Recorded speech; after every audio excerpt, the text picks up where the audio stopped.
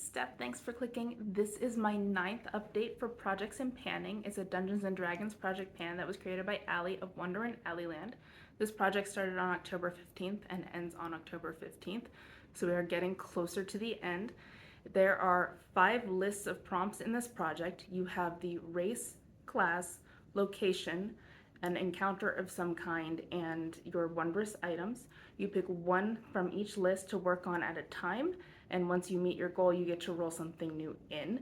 I added an element of storytelling to this in the spirit of Dungeons & Dragons, and so I have been telling a story as I go through the prompts, which I've been randomly generating. I have been randomly generating them in advance, because that way I get to plan what happens next in the story, and I get something at least a little bit cohesive. Our story starts with Elyas Reedgrove. He's a Halfling Rogue, and he had stayed until the wee hours of the morning at his favorite tavern.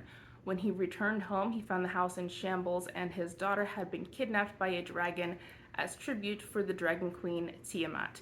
He set off to rescue her. He went to the Forbidden Forest with the Deck of Illusions, and he was able to use that Deck of Illusions to sneak past Tiamat to reach the hoard. He did find his daughter Orani and a fellow captive, an Elven Bard named Loraphine Nightflower. Loraphine stole from the trove a Bloodwell Vial that just felt evil to her, and she felt the Dragon Queen should not be allowed to possess such a thing.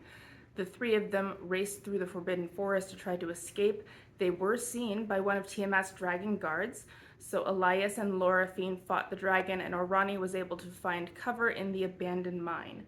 With the shelter of the abandoned mine, they were able to defeat the dragon, and unfortunately that fight weakened the floor, and so Loraphine fell through the floor into the Tomb of the Lost. Immediately upon landing in that tomb, she was attacked by a beholder. It used its paralyzing eye ray to paralyze her. Fortunately, Loraphine's cousin, Zelkilia Nightflower, more commonly referred to as Kill, is a half-elf barbarian and a famous adventurer. She made her grand entrance, causing a rock slide which killed the beholder.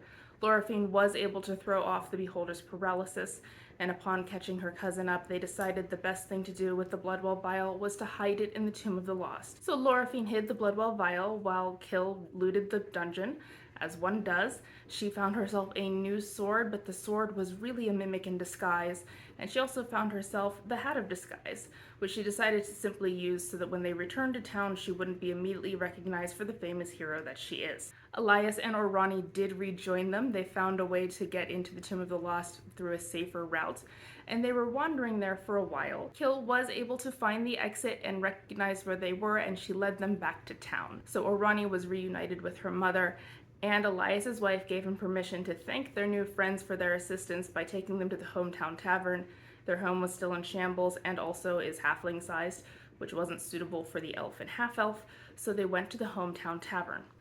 The celebration was short-lived, however, for when they arrived at the hometown tavern, there were owlbears rooting through the garbage, causing quite a ruckus, but really they're just animals looking for food. Loraphine grabbed her new sword to fight them off, as a barbarian does, but the sword revealed itself as a mimic, stole the Hat of Disguise, and ran off. The stranger from the crowd chased after the mimic, while Loraphine, Elyas, and Kill began to fight the owlbears. Kill was particularly motivated to defeat the owlbears. She observed that in the pile of trash there was a pair of the gently used Boots of Speed.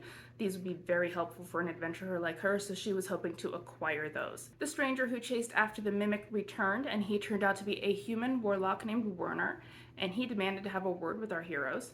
Once they defeated the owlbears, he revealed that he was very interested in learning what happened to the Bloodwell Vial. Kill acquired her Boots of Speed, but there was something else hidden in that trash pile. A gelatinous cube emerged, which immediately engulfed the nearby Loraphine, so she finds herself once again a damsel in distress. Kill was almost as unlucky. She went to grab her new Boots of Speed and found out that the reason they had been thrown away was because they were covered with sovereign glue, so now they are stuck to her hands and she can't use them to now aid Loraphine.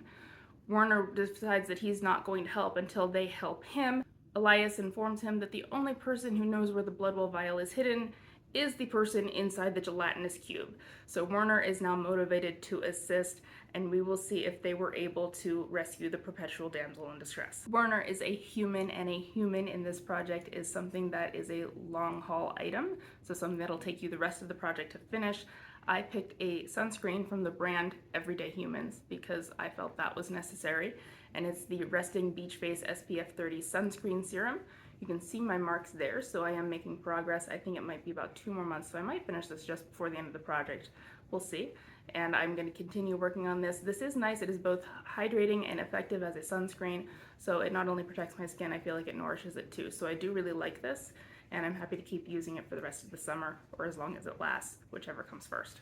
A warlock is someone who has gained magical powers through a kind of pact, so it is appropriate that the prompt is a pact item. I contacted Nikki Pearson, and we agreed that we were both going to work on the Elf Poreless Putty Primer.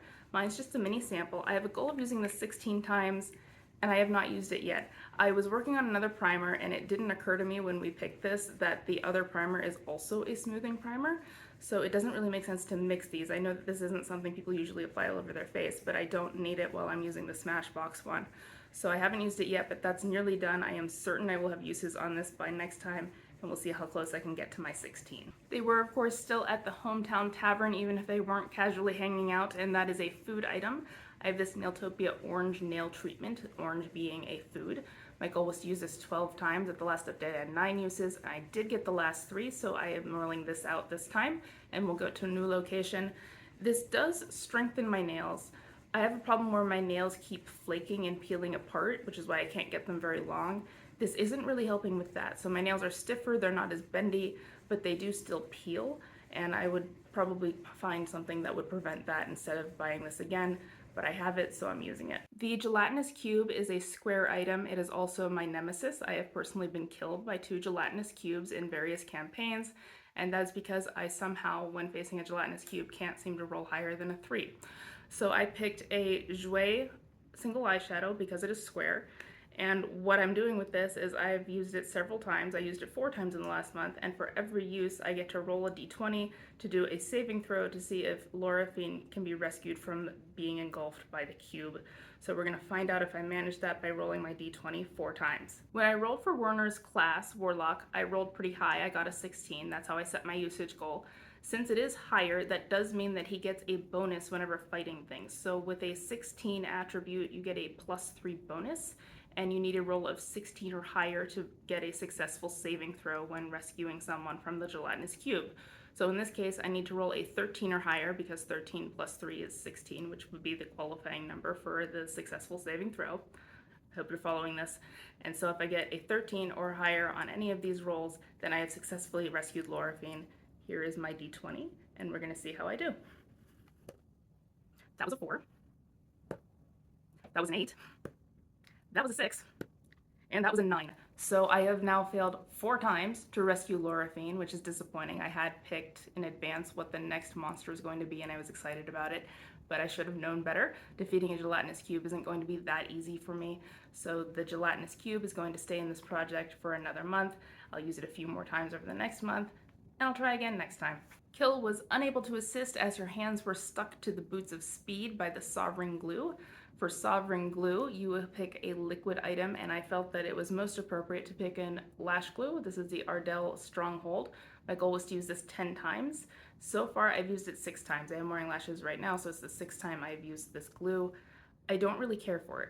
I don't wear lashes that often, and I never wear them outside the house. I only wear them when I'm filming. So I don't really need good lash glue.